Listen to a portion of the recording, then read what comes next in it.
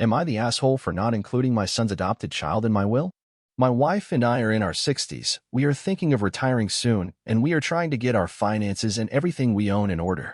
For example, we're finally selling our old house because it's too big and we don't need it. We want to live in a quieter place in a smaller house. We have 3 kids, all adults by now. Each of our kids has their own kids as well. We have a daughter with 1 kid, a son with 2, and another son with 2 biological kids and a stepdaughter.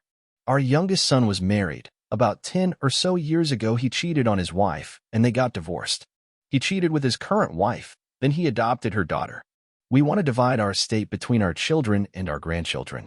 We had a family gathering to talk about some of these things, especially the house in case any of our children wanted to buy it themselves. Our son got very angry when he heard that we were cutting off his adopted child from the will. We told him she's not our family and we don't support his life choices and how he ruined his family. He told us to stop holding a grudge for something that happened years ago and accept the child, or cut him and his family off. My wife and I think that his new wife and the child are living proof of him ruining his family. Do you think we are wrong in this? She's a child and he's right that she's his, but does that automatically make her our family? He said we're treating his wife and daughter poorly and we're acting like assholes towards a kid. The stepdaughter and the adopted daughter are the same girl. My son married her mother and then adopted her. Questions. The girl was 1 or 2 years old when my son and his mother started their relationship. We don't see or talk to each other often, only at family gatherings. They live in another state. She doesn't call us her grandparents.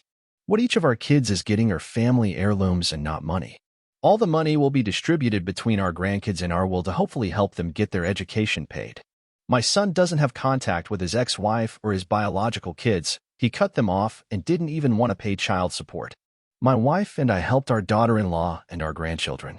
To make it clear, what my son is getting from us is some photos and items from his childhood that we keep. It's essentially trash, but we like to look at them every once in a while to remember our kids' childhoods. He isn't getting money or jewelry. I'm getting a lot of comments. Sorry if I can't answer all the questions. For those who wonder if the girl could actually be biologically my son's daughter, I don't know, and it doesn't make a difference to me or my wife.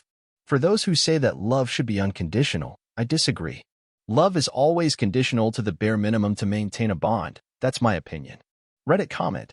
Is your youngest son in touch with his biological kids? Does he treat them and his ex-wife well? If not, then I completely agree with your opinion and you should cut off him and his new wife. Opie response.